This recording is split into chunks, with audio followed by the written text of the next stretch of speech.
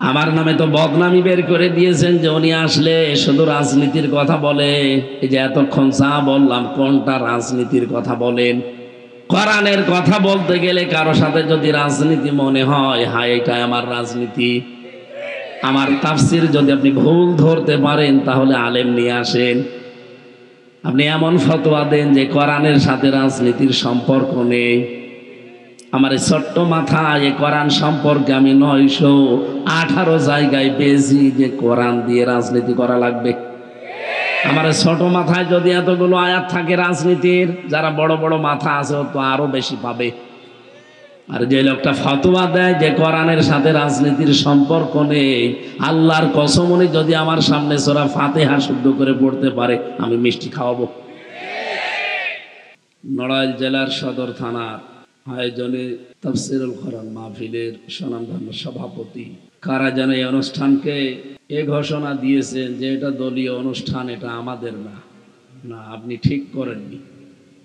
হাদা বায়ানুল লিন্নাস হুদাল লিন্নাস, কোরআনের আলোচনা সবার জন্য, শুধুমাত্র যারা মুসলিম দাবি করে তাদের জন্য না, মানুষ পদবাচ্চে যারা বিবেচিত সবার জন্য আজকের এই আয়োজন।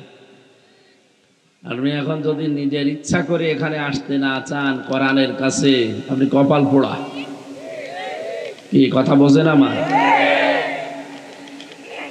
মানিত্তাবাআল হুদা বিগাইরিল কোরআন আদাল্লাহুল্লাহ, তিরমিজি শরীফের হাদিস। বিশ্বনবী বলেন কোরআন যেখানে নেই এখানে যাবে না কেউ। কেউ যদি যায় কোনো জায়গায় যেখানে কোরআন ছিল না, তার নিয়ত যতই ভালো থাক যে আমি তো ভালোই আছি আর আমি ভালো হওয়ার নিয়তে যাচ্ছি, কিন্তু কোরআন যেখানে নেই এরকম জায়গায় কেউ যদি যায়, আল্লাহ নিজে দায়িত্ব নিয়ে তাকে গোমরা বানিয়ে দেয়। শব্দটা খেয়াল করেন, আদাল্লাহুল্লাহ। আদাল্লাহ ইউদিল্লু বাবে ইফআল থেকে এসেছে। যদি নবী দল্লা শব্দ দিতেন দল্লা ইয়াদিল্লু, সোলাসে মুজাররদ থেকে আসলে বাংলা অর্থ আসতো আপনি নিজেই নিজেকে খারাপ বানিয়ে ফেলেছেন, পথ ভ্রান্ত হয়ে গেছেন, নিজেই নিজেকে গোমরা বানিয়ে ফেলেছেন। যদি দল্লা শব্দ নবী দিত, আদাল্লা দিয়েছেন, বাবে ইফআল থেকে আসার কারণে বাংলা অর্থ দাঁড়িয়েছে আপনার নিয়ত হয়তো ভালো ছিল, কিন্তু কোরআনে কারিম সেখানে ছিল না। এই জন্যে আল্লাহ নিজে দায়িত্ব নেয়, তখন আপনাকে আরো খারাপ বানিয়ে দেবে। আপনি টের পাচ্ছেন কি বললাম? সুতরাং কোরআন যেখানে নেই ওখানে যদি কেউ ভালো হওয়ার নিয়তেও যায়, ওখানে খারাপ বানিয়ে দেবে কে? আর আপনি আজকের এই অনুষ্ঠান চালিয়েই দিয়েছেন যে এটা আমাদের না। এখানে কোরআন ছাড়া কোরআনের বাইরে কথা কে বলেছেন দেখি হাত তোলেন তো। যারা আলোচনা করেছেন কোরআনের বাইরে নিজের বাবার কথা বলেছে কেউ? বলেন। আমি তো সভাপতির কথা 2-1 মিনিট শুনলাম, কই কোরআনের বাইরে ওনার বাপ দাদার কিচ্ছা কাহিনী বলেছে উনি 2 মিনিটে? আমরা কোরআনে কারিম থেকে বলার জন্য বসেছি, যারা এগুলো করেছে তারা ভুল করেছে, ভুল করলে তার ক্ষমা আছে, ফিরে আসার সুযোগ আছে। কিন্তু কোনো মানুষ যদি বিদ্রোহ করে তার জন্য কিন্তু ক্ষমা নেই। শয়তান ভুল করেছিল না বিদ্রোহ? বলেন বলেন। আমাদের আদি পিতা হযরতে আদম ভুল করেছিলেন না বিদ্রোহ করেছিলেন? ভুল করেছিলেন। এই জন্য আপনি যদি আদমের সন্তান দাবি করেন, আপনি ভুল করলে ফিরে আসবেন, রব্বানা যালামনা আনফুসানা ওয়া ইল্লাম তাগফির লানা ওয়া তারহামনা লানাকুনান্না মিনাল খাসিরিন। আর যদি আপনি বিদ্রোহী হয়ে যান শয়তানের মতো, আপনার জীবনে তওবার দরজাও বন্ধ হয়ে যাবে। কথা বোঝেন আমার? আশা করছি আমি ইঙ্গিত দিলাম আপনি বুঝে ফেলেছেন। লাইসা আলাইকা হুদাহুম, হে নবী হেদায়েত দেওয়া আপনার কাজ না, ওয়ালাকিন্নাল্লাহা ইয়াহদি মাইয়াশা, বরং আমি আল্লাহ যাকে পছন্দ করি, যাকে ভালোবাসি, যার কল্যাণ কামনা করি তাকে আমি হেদায়েত দান করি। এই জন্যে আমি তো আর হাতে করে নিয়ে আসি না যে আপনাকে দিয়ে দেব। এটা আল্লাহর হাতে, আল্লাহ কাউকে দেয়নি। ইন্নামা আনতা মুযাক্কির লাস্তা আলাইহিম বিমুসাইতির। হে নবী, আপনাকে আমি শুধু উপদেশক বানিয়েছি, উপদেশ দেবেন। আপনাকে দারোগা পুলিশ করে পাঠায়নি যে পিটিয়ে মানুষ হেদায়েত করবেন, কোনো দরকার নেই। আল্লাহর এত ঠেকা পড়ে চাই না যে আপনি জাহান্নামে গেলে আপনাকে জন্য আল্লাহ বসে বসে কাঁদবে। সুতরাং আমাদের কাজ উপদেশ দেওয়া। আমরা চেষ্টা চালিয়ে যাব জীবনের শেষ দিন পর্যন্ত। ওয়াবুদ রাব্বাকা হাত্তা ইয়াতিয়াকাল ইয়াকিন। ওই দিন পর্যন্ত ইবাদত চালিয়ে যাও যতদিন তোমার মরণ না আসে।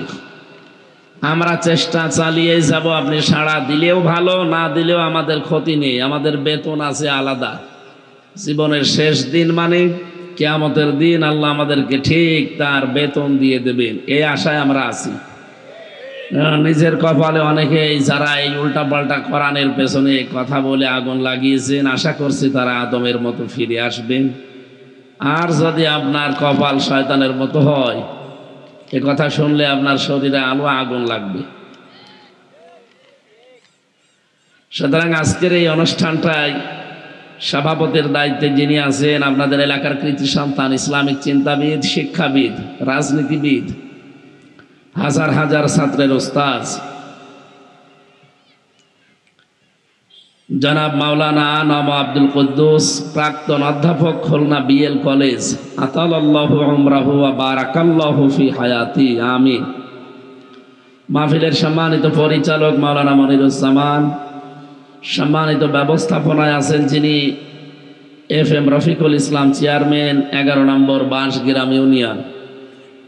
মাহফিলের প্রধান আলোচক ইসলামিক চিন্তাবিদ, বিশিষ্ট রাজনীতিবিদ জনাব Ataur Rahman Bachchu, chairman Alkoba welfare trust. আলোচনা রেখেছেন মাওলানা আব্দুল্লাহ আল আমিন, মাওলানা মাসনুন গাজী, আতালাল্লাহু উমরাহু ওয়া বারাকাল্লাহু ফি হায়াতি, বলেন আমিন।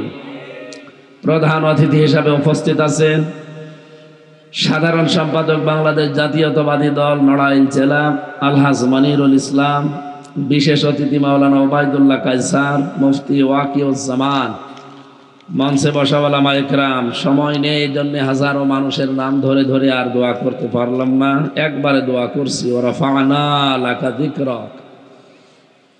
মঞ্চে বসা সম্মানিত ব্যক্তিবর্গ, সামনে বসা মুসলমান ভাইরা, পর্দার আড়ালের সম্মানিতা মা এবং বোনেরা, প্রশাসনের ভাইরা, প্রাণ প্রিয় নড়াইলবাসী, আল্লাহর দরবারে শুকরিয়া জানাচ্ছি যে দিনের বেলায় হাজারো কাজকর্ম আমাদের ছিল, সব বাদ দিয়ে কোরআনের পেছনে সময় বের করে সুযোগ করে দিয়েছেন কোরআনে কারিম শোনার। মুসলিম শরীফের 1722 নম্বর হাদিস, আল্লাহ নিজে কোরআন শুনতে ভালোবাসে। কালকে বলবেন বাড়ি যে নবীজি বলেন, আল্লাহ রাব্বুল আলামিন এই পৃথিবীতে কোনো মানুষ যখন হক আদায় করে কোরআনে কারিম তেলাওয়াত করে, আল্লাহ এত বেশি মনোনিবেশ করে থাকেন ওই বান্দার দিকে, দুনিয়ার অন্য কোনো কাজে আল্লাহ এত বেশি মনোযোগ দেন না। আল্লাহ পাক নিজে কোরআনে কারিম শুনতেন। নবীজি যখন কোরআনে কারিম তেলাওয়াত করতেন, বিশ্ব নবী বলেন শুধু আল্লাহ না, আমি নিজেও কোরআন শুনি। হযরত উবাই ইবনে কাবকে মাঝে মাঝে ডাক দিয়ে বলতেন তেলাওয়াত করো। হযরত উবাই ইবনে কাব বলেন, হে নবী, কোরআন নাজিল হয়েছে আপনার উপরে, আর আমি একজন সাধারণ মানুষ। বিশ্ব নবী বলেন পড়ো, আমার শুনতে খুব ভালো লাগে। আল্লাহ নিজে কোরআন শোনেন, নবীজি নিজে কোরআনে কারিম শুনতে ভালোবাসে। আরে দেশে আমরা আল্লাহর বান্দা রাসূলের উম্মত, আমাদের কাছে ভালো লাগবে না? কথা বলেন না কেন? ভালো লাগবে কাদের কাছে? ওয়াইদা সামিউ মা উনজিলা ইলার রাসূলি তারা আয়ুনাহুম তাফীদু মিনাদ দাম'i মিম্মা আরাফু মিনাল হক, ইলা আখির আয়াত। সূরা আরাফের 83 নম্বর আয়াতে আল্লাহ জানিয়েছেন, সূরা মায়েদার, হে নবী, আপনি যখন কোরআন পড়বেন যারা এটা অনুধাবন করার শক্তি খালি রাখে, যোগ্যতা যাদের আছে, যেটা বুঝতে পারে, এর মর্ম বাণীগুলো যখন উপলব্ধি করবে, আপনি দেখবেন মনের অজান্তেই তাদের চোখ দিয়ে পানি পড়ছে। কোরআনের আলোচনায় সবার চোখে পানি আসবে না, এটা বোঝার মতো যোগ্যতা থাকা লাগবে আপনার। বলেন তো, আল্লাহ নিজে যখন শুনতেন, পৃথিবীর কোনো কাজে আল্লাহ এত বেশি মনোযোগ দেন না। কোরআনে কারিম শোনার পেছনে যে মনোযোগ তার আছে, তিনি নিজে নাজিল করে যদি নিজে শোনেন, যার উপরে নাজিল হয়েছে তিনিও যদি শুনতে পারেন মনোযোগ দিয়ে, আমরা যারা এখানে বসে আছি আমাদের অ্যাক্টিভ, আমাদের মনোযোগ কত বেশি লাগবে বলেন। আপনি আরো অ্যাক্টিভ হবেন। প্রতিটি শব্দ যেহেতু আমার আল্লাহর তৈরি করা, খুব খেয়াল করে শুনবেন, নিজের প্র্যাকটিক্যাল লাইফে মেলাবেন যে আসলে আমার এগুলো ঠিক আছে কিনা। যখন দেখবেন না এগুলো মেলে না, হযরতে আবু বকরের সামনে কোরআন পড়লেই তিনি কেঁদে ফেলতেন। মসজিদে নববীতে অসময়ে হযরতে আবু বকর এসে বলেন, হে রাসূল, কোরআনে কারিমের আয়াত একটা পড়ছিলাম, আল্লাহ রাব্বুল আলামিন বান্দাকে বেশি বেশি কাঁদার আর কম কম হাসার জন্য আদেশ দিয়েছেন, ফালিয়াবহাকু কলিলাহু ওয়া লিয়াবকু কাসীরা। এই যে আমার জীবনে তো কান্না বেশি নেই, হাসি তামাশায় আমাদের জীবনে বেশি। হে নবী, আপনি বলেন তো আমাকে কি আল্লাহ জান্নাত দেবে? তারা কোরআনের বাণীগুলো কিভাবে উপলব্ধি করতেন, এর মর্ম বাণী কি? জান্নাতের গ্যারান্টি তারা দুনিয়াতে জিন্দা অবস্থায় পেয়ে গেছেন, সার্টিফিকেট আল্লাহর নবী ধরিয়ে দিয়েছেন যে এই যে তুমি জান্নাতি। এরপরে ওই লোকটা যদি এই টেনশনে থাকে, অসময়ে তিনি শিশুর মতো কাঁদছিলেন, রব্বুল আলামিন বলেন আবু বকরকে সুসংবাদ দিয়ে দেন, ওয়ালিমান খাফা মাকামা রাব্বিহি জান্নাতান ফাবিআইয়ি আলাই রাব্বিকুমা তুকাযযিবান। আবু বকরের এই দৃশ্য দেখে আমার আল্লাহ এত বেশি খুশি হয়ে গেছেন। দুনিয়ার মানুষকে আল্লাহ জান্নাত দেবে একটা, আবু বকরের জন্য আল্লাহ জান্নাত বরাদ্দ করেছে দুইটা। এজন্য আপনার অ্যাক্টিভ মনোযোগ আরো বেশি লাগবে, এদিকে আরো খেয়াল করবেন। আজকে খুব গুরুত্বপূর্ণ দুইটা তথ্য বলবো ইনশাআল্লাহ।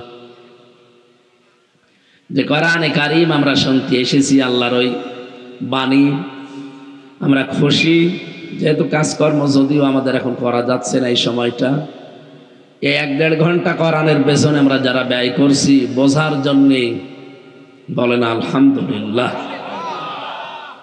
দরুদ আর সালাম পাঠ করি মুহাম্মাদুর রাসূলুল্লাহ সাল্লাল্লাহু আলাইহি ওয়াসাল্লামের প্রতি।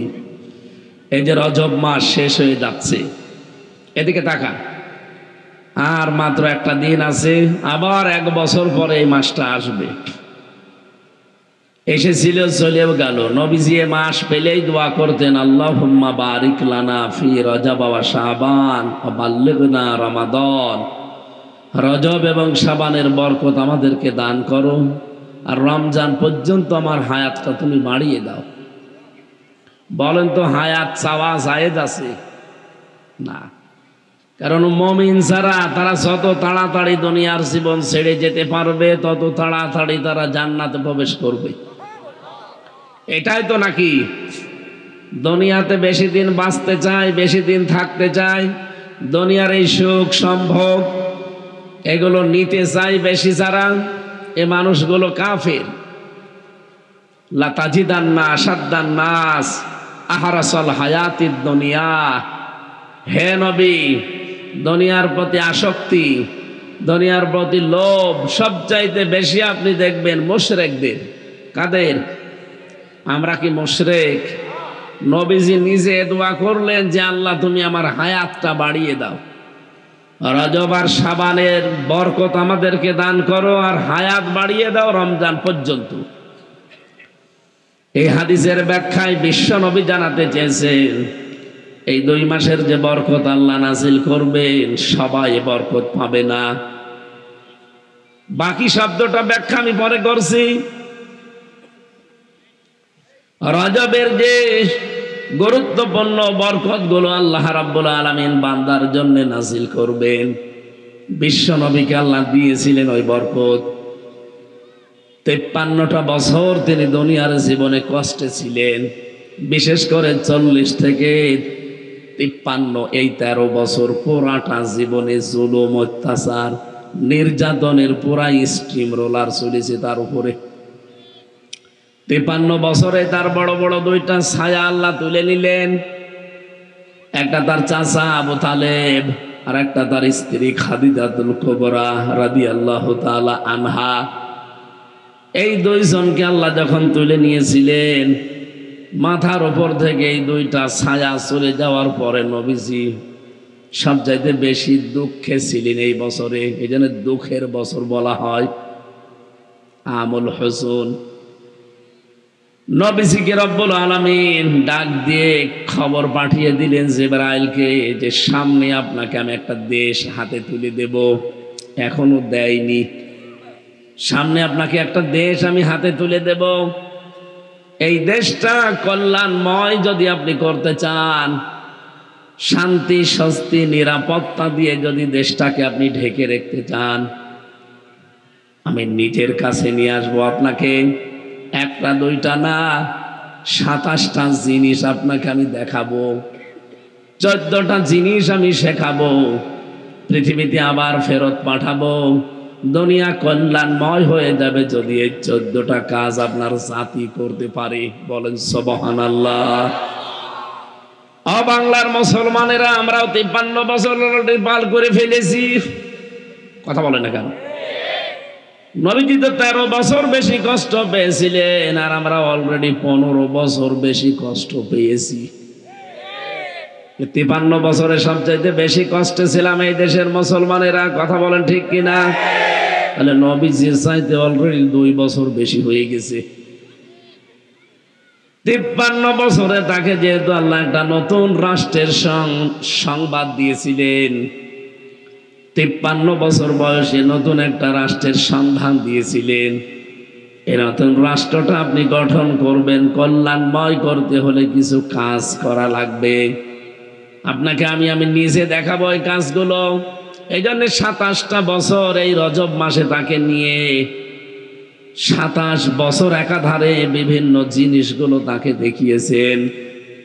আল্লাযী বারাকনা হাওলাহু লিনুরিয়াহু মিন আয়াতিনা।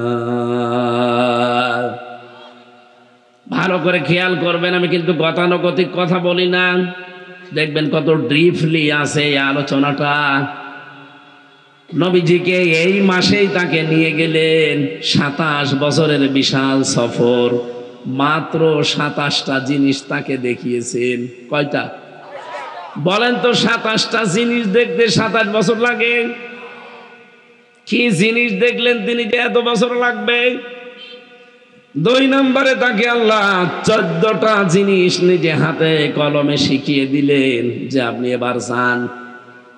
আপনার যে রাষ্ট্রটা আপনি উপহার পাবেন মদিনা, এই মদিনাকে কল্যাণময় যদি আপনি করতে চান, মদিনার জনগণকে যদি জনসম্পদে পরিণত করতে চান, আপনাকে 4টা 14টা কাজ ব্যক্তি, পরিবার আর সমাজ রাষ্ট্রে মাস্ট বি করা লাগবে। কারণ এগুলো সব আমি আল্লাহর রায়, আমার আইন। বলেন তো এখানে রায় শব্দটা বোঝেন না? রায়, রায় বোঝেন? এদেশেও রায় হয় কয়টা?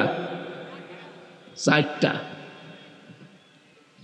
বাংলাদেশের বিচার ব্যবস্থায় 4 প্রকার রায় আমরা দেখেছি। নড়াইল জেলা না এটা? এই জেলায় আদালত আছে। আপনি ম্যাজিস্ট্রেট কোর্টে যাবেন, সেখানে একটা রায় হবে।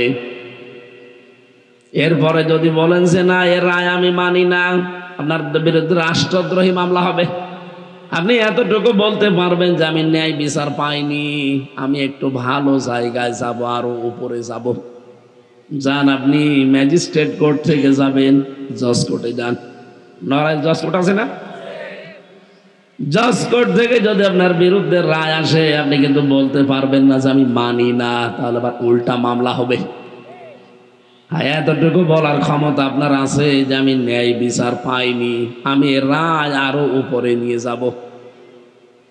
এবার আর জেলা শহরে হবে না, বাংলাদেশের 64 জেলার কোনো জায়গায় হবে না, যাওয়া লাগবে কোথায়?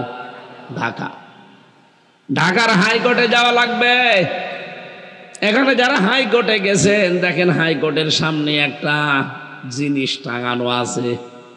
কি নাম? কি? দাড়িপাল্লা। আপনি আবার রাগ করবেন না তো, বসে দাড়িপাল্লার পক্ষে আমি না, কিন্তু দাড়িপাল্লা দিয়ে একটা জিনিস সরকার আমাদেরকে বোঝাতে চায়। 18 কোটি জনগণকে সরকার বোঝাতে চাচ্ছে এখানে কিন্তু দাড়িপাল্লা টাঙানো। নবীজিকে আল্লাহ প্রথম যে জিনিসটা মেরাজে নিয়ে দেখিয়েছিলেন তার নাম মিজান। মিজান মানে না। এখানে যারা লেখাপড়া করেছে বা কোরআন স্যার বসে আছে, জীবনে কোনো জায়গায় আপনি পড়েছেন যে মিজান মানে দাড়িপাল্লা?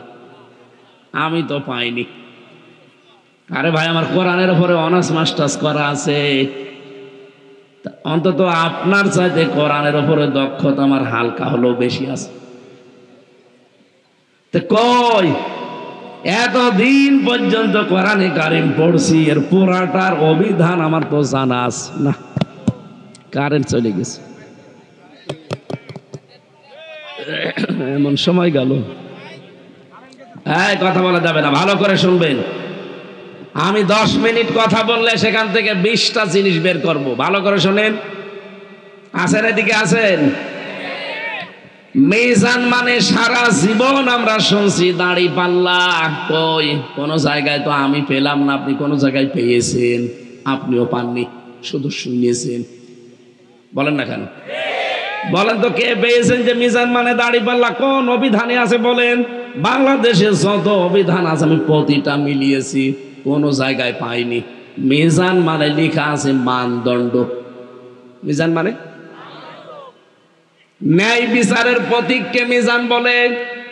সরকার ওখানে দাড়িপাল্লা টাঙিয়ে 18 কোটি মানুষকে বোঝাতে চায়, সারা দেশের কোন জায়গায় যদি ন্যায় বিচার না পাও, এই জায়গায় পাবা। আমরা তো এই 53 বছর এইটাই পাচ্ছি। সেরকম ন্যায় বিচার চলছিল নাকি? বিশেষ করে 15.5 বছরে তো ন্যায় বিচারের দৈন্তন্যও ছিল না। রায় ছিল জর্জার মুল্লুকদার, এই রায় ছিল। আমি আমার মামলাটা তুলেছিলাম, এই 3টা বছর আমাকে ওরা ফাঁসির কন্ডেম সেলের ভেতরে রেখে দিয়েছিল। যতবার আমার মামলা তুলেছে ওই একই আদালত বলেছে না, হবে না। অথচ আগস্টের 5 তারিখের পরে শুধু মামলাটা তুলতে দেরি, মামলা দেখে বলছে এর ভেতরে তো কোনো মাল নেই, কি দেখে বিচার করব। শুধু জামিন না, পুরাটা খারিজ করে দিয়েছে মামলা, একজন বাতিল, বলছে পুরা মিথ্যা। আমি নিজের সামনে দাঁড়িয়ে আদালতে বলতেও গেলাম যে একবার যে মাননীয় আদালত, এই মামলাটা তো 3 বছর আপনার কোর্টে ছিল, তখন তো বললেন না যে কোনো মাল নেই, আর এখন হঠাৎ করে বলছেন এই কথা। কিছু করার ছিল না, আমার হাত বাঁধা ছিল। কথা বলেন না কেন?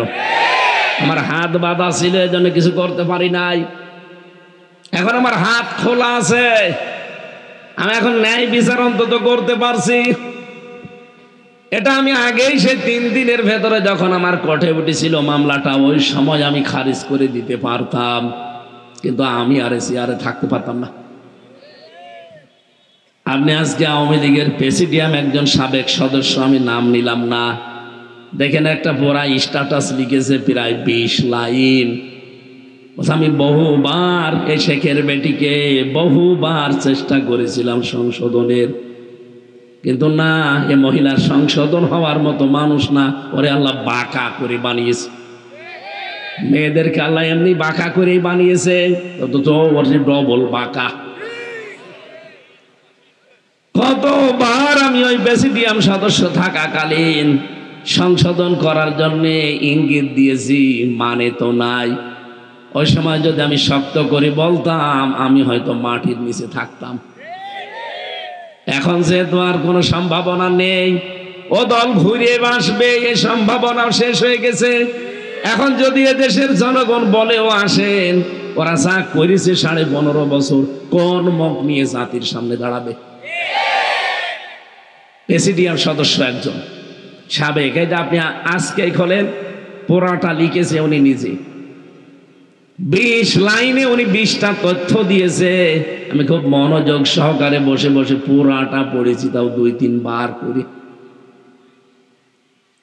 আমার ভাইয়ের, আমি যে কথা বলতে চাই, এই দেশে 1628টা চেয়ার আছে এখন।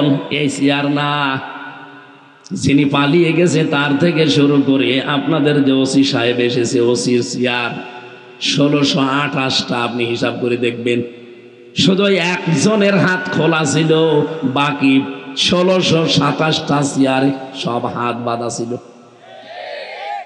বাইরে বাইরে যা শুনতেন, যা বলতো, সব আন্দাজে।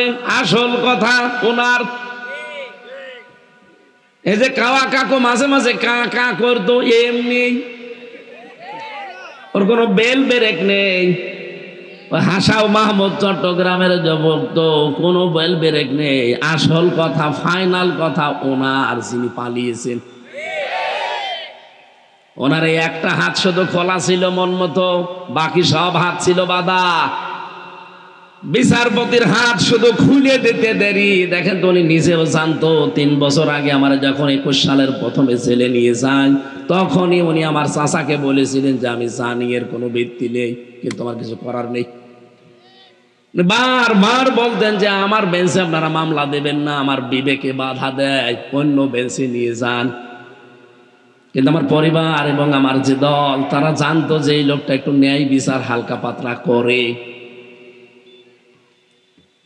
তারপরেও তিনি পারেননি। শেষ পর্যন্ত এই যে 5 তারিখের পরে তিনি পুরাটা খারিজ করে দিলেন, নিঃশ্বাস নিলেন একটা। আমরাও চাই এদেশে কোনো মানুষের হাত আর বাধা থাকবে না, সবার হাত থাকবে আবু সাইদের মতো খোলা। কারা চান হাত খোলা দেখি?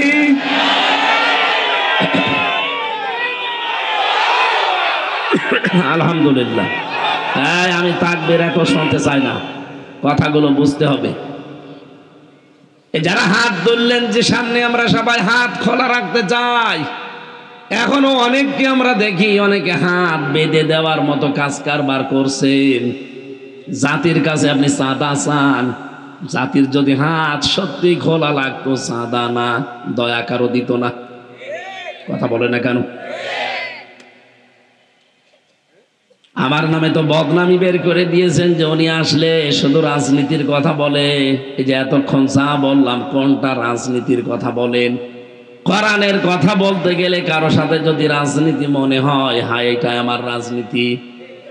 আমার তাফসির যদি আপনি ভুল ধরতে পারেন, তাহলে আলেম নিয়ে আসেন। আপনি এমন ফতোয়া দেন যে কোরআনের সাথে রাজনীতির সম্পর্ক নেই। আমার এই ছোট্ট মাথায় এই কোরআন সম্পর্কে আমি 918 জায়গায় পেয়েছি যে কোরআন দিয়ে রাজনীতি করা লাগবে। আমার ছোট মাথায় যদি এতগুলো আয়াত থাকে রাজনীতির, যারা বড় বড় মাথা আছে ও তো আরো বেশি পাবে। আর যে লোকটা ফতোয়া দেয় যে কোরআনের সাথে রাজনীতির সম্পর্ক নেই, আল্লাহর কসম, উনি যদি আমার সামনে সূরা ফাতিহা শুদ্ধ করে পড়তে পারে, আমি মিষ্টি খাওয়াবো।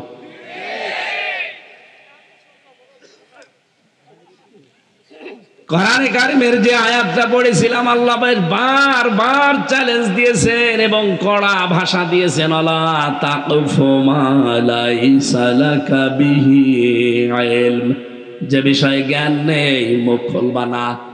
আর বাংলাদেশে আমরা দেখি যেটা জানে না ওইটা বেশি করে বলে। এই কথা বলছে না কেন?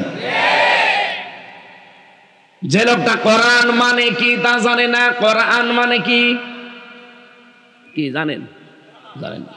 কোরআন মানে বহুল পঠিত পাঠ্য। এতটুকু শব্দ যে লোকটার জানা নেই কোরআন মানে, সে যদি বলে কোরআনের সাথে রাজনীতির সম্পর্ক নেই, আরে ভাই আমি রাজনীতি করি এই জন্যই আমি যেন আখেরাতে ধরা না খাই।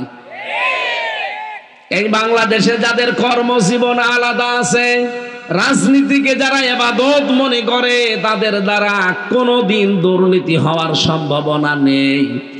আর যাদের কোনো কর্মজীবন নেই, রাজনীতিটাই তাদের কর্মজীবন, ওরা শুধু চেয়ার পেতে দেরি, দুর্নীতি করতে দেরি করবে না।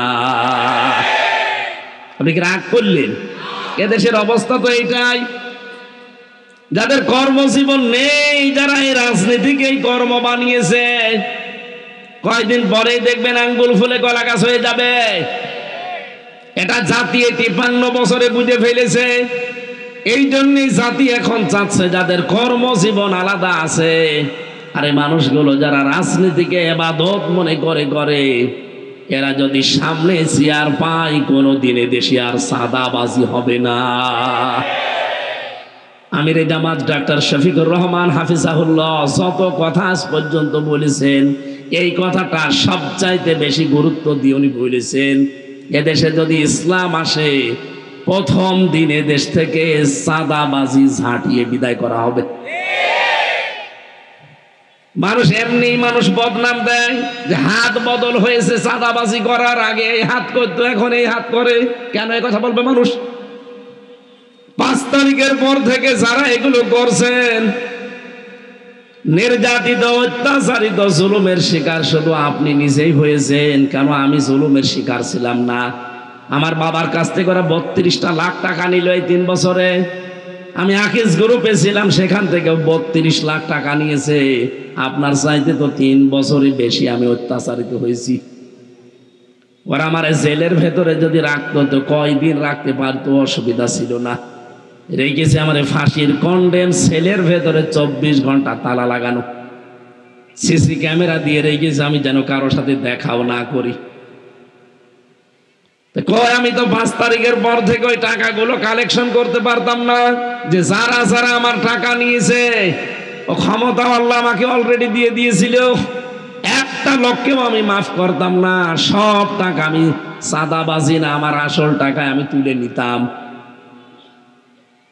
বগুড়াতে একটা লোক আমার গাড়ি আটকিয়েছিল, আমাকে তো তাড়া দিয়েছে, ধরতে পারে নাই, গাড়ি আটক করে 1,13,000 টাকা নিয়েছে আমার যারা দায়িত্বে ছিল তাদের কাছে। গাড়িটা পরে ছেড়ে দিয়েছে। 5 তারিখের পরে ওই ওসির চাকরি চলে গেছে। বিভাগীয় মামলা হওয়ার পরে, যেহেতু একেবারে খোদ ছাত্রলীগের থেকে এসেছিল, এজন্য সরকার আসতে দেরি, ওর মাজা কেটে দিতে দেরি করেনি। কয়েকদিন আগে আমি ছিলাম সিরাজগঞ্জ গোল চত্বরে বসে আছি, কোথা থেকে যেন খবর পেয়েছে, ওনার এক বন্ধু এক ওসি আছে, তার সাথে লাইন করে এসে আমারে বলছে, হুজুর আসসালামু আলাইকুম, কে আপনি? বলছে আমি সেই ওসি আবুল কালাম আজাদ। না এদিকে আসে, আপনারে তো খুঁজছি। কোথায় আপনি এখন? আমার সব চলে গেছে। চলে তো গেছে, কেন এসেছেন এখানে? মাফ করে দেন। কিসের মাফ? মাফ আপনাকে আমি করতে পারি, আগে আমার ওই টাকা ফেরত দিন।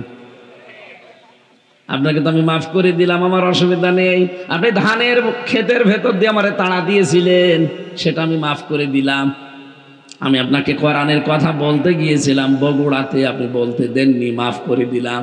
কিন্তু আমার গাড়িটার সব ওকে ছিল, গাড়ি আটক করে আপনি 1,13,000 টাকা নিয়েছেন, টাকাগুলো ফেরত দেন। এরপরে আস্তাগফিরুল্লাহ বলছে টাকা নেই। না, তাহলে মাপ নেই। 7 দিন সময় দিলাম, টাকাটা যদি দিয়ে দেন আপনি মনে করবেন আপনার মাফ হয়ে গেছে। 1 লাখ টাকা ফেরত দিয়েছে আর বলছে 13,000 টাকা মিষ্টি খাওয়ার জন্য মাফ। ঠিক আছে, বাংলাদেশে মনে হয় এই প্রথম যে ওসি কাউকে টাকা ফেরত দেয়।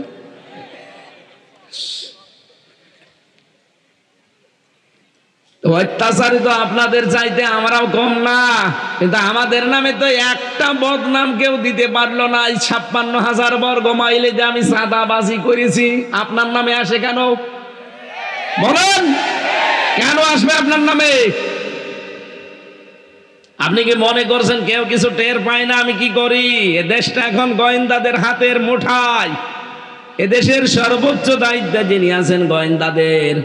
কয়েকদিন আগেও আমি কথা বলেছিলাম, হুজুর আমরা দেশটাকে নখদর্পণে রেখেছি, আমরা দেখতে চাচ্ছি কে কেমন কি কাজ করে। আপনি মনে করছেন আমি রাত 2টার সময় চাঁদা চাইলাম, টের পেল কি করে? আরে বাবা, রাত 2টায় আপনি পায়খানায় বসে বসে কি করে তা ওরা ওই অফিসে বসে দেখতে পাচ্ছে, বুঝছেন আপনি? আমি নিজে ওদের মেশিন দেখেছি রিমান্ডে।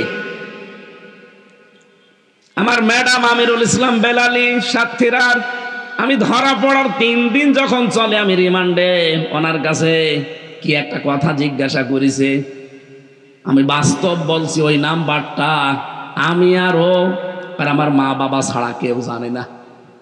অথচ ওনারা নিজেরা নাম্বার কিভাবে জোগাড় করে পুরাটা ভিডিও আকারে কল আমারে পরের দিন রিমান্ডে দেখাচ্ছে। যা আপনি বলছেন কারো সাথে সম্পর্ক নেই, দেখেন তো এই নাম্বারে আপনার স্ত্রীর কাছে কল আসলো কি করে?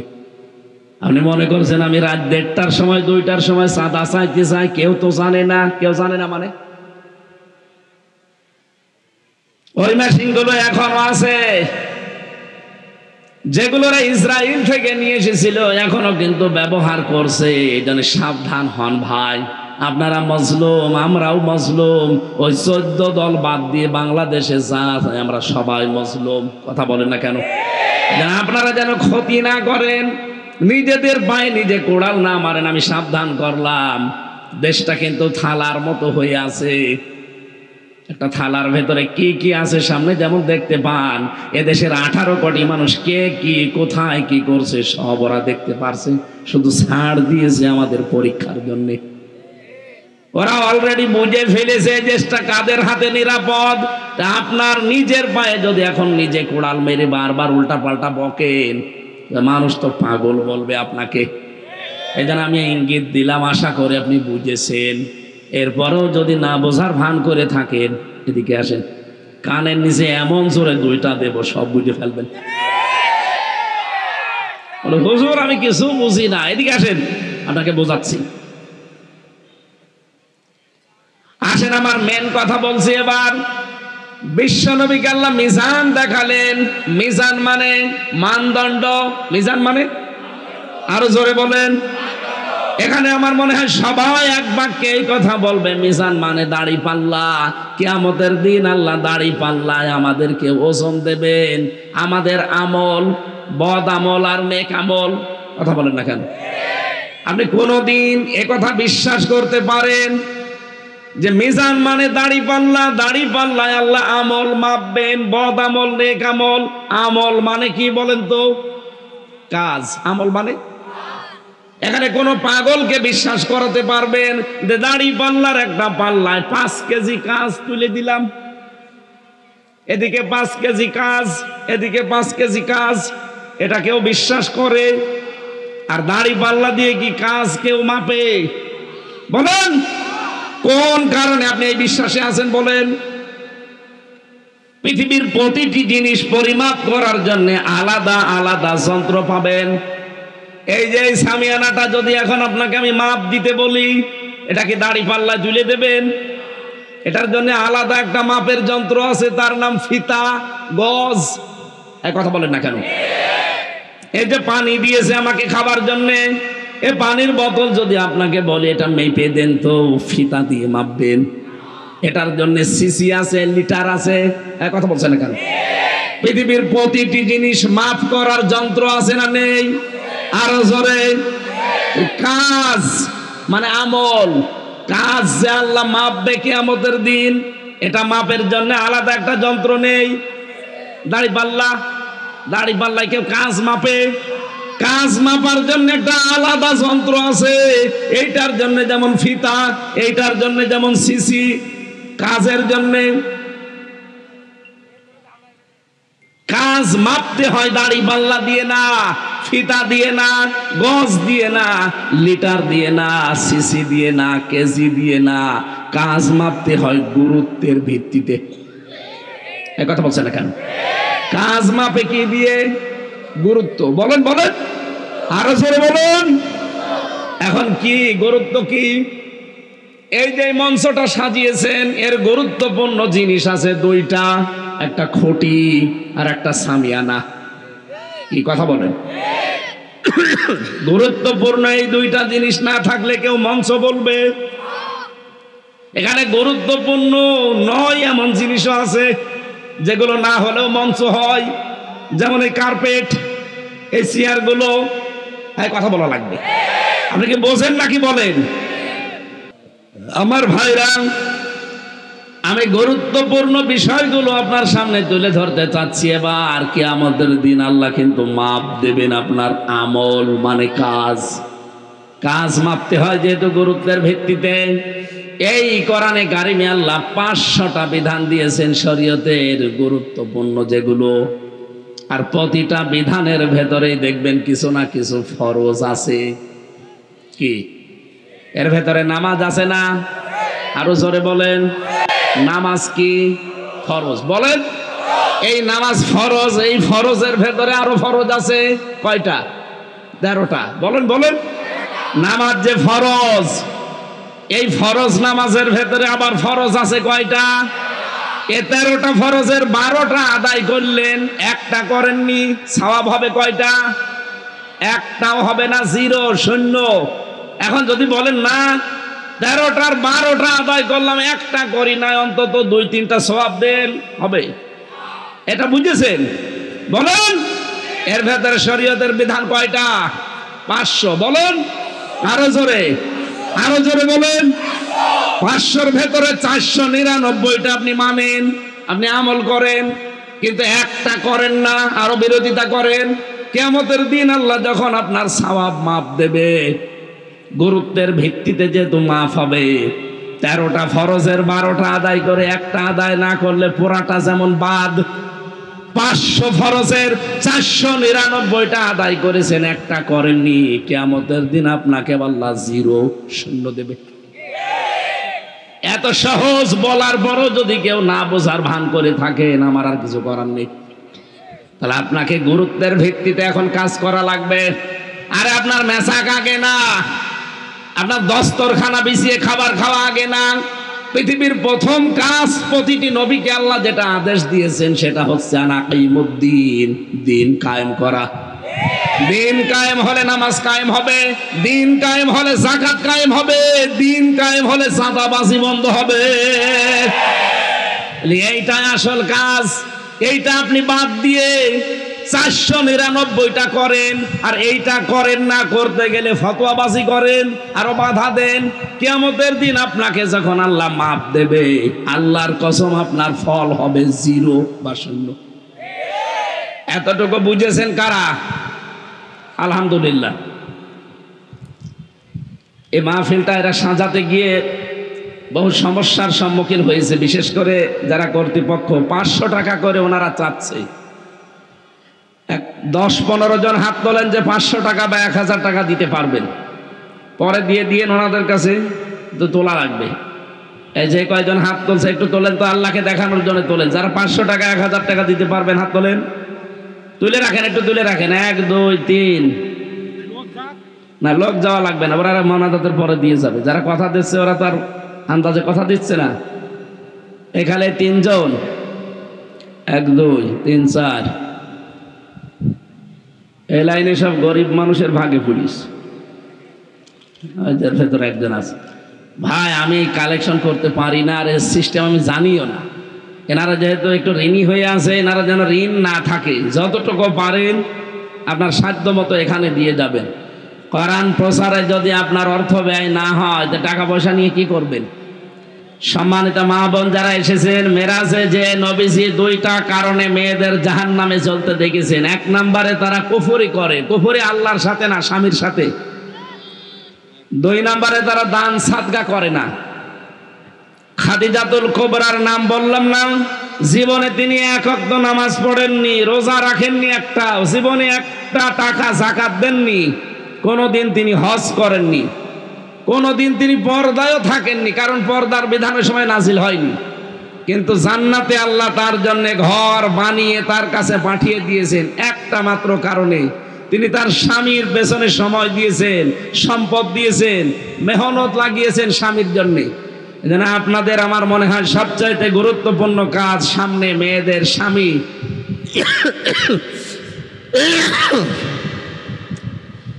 তার হুকুম মতো চলা, বিশেষ করে জায়েজ হুকুমগুলো মানা এবং তাকে দ্বীনের পথে চলার জন্য উদ্বুদ্ধ করা। আতাইনু আলা দীনি যাওজাতিহা, ওই মহিলাকে আল্লাহ জান্নাতুল ফেরদাউস দান করবেন যেই মহিলা তার স্বামীকে দ্বীনের পথে চলার জন্য, মানবতার পক্ষে কাজ করার জন্য পেছন থেকে সাপোর্ট দেয়। আল্লাহ মেয়েদেরকে এইভাবে কবুল করেন, বলেন আমিন। আমি আজকে আর চালাতে পারছি না, কারণ 4:30 বাজে। ফরজ নামাজ এখন সামনে আমাদের। আপনারা যে যা নিয়ত করেছিলেন যে টাকা পয়সা এনাদের দেবেন, অবশ্যই ওই কমিটির কাছে দিয়ে যাবেন। আল্লাহুম্মা আমিন। আল্লাহুম্মা গফিরলি ওয়ারহামনি ওয়াহদিনি।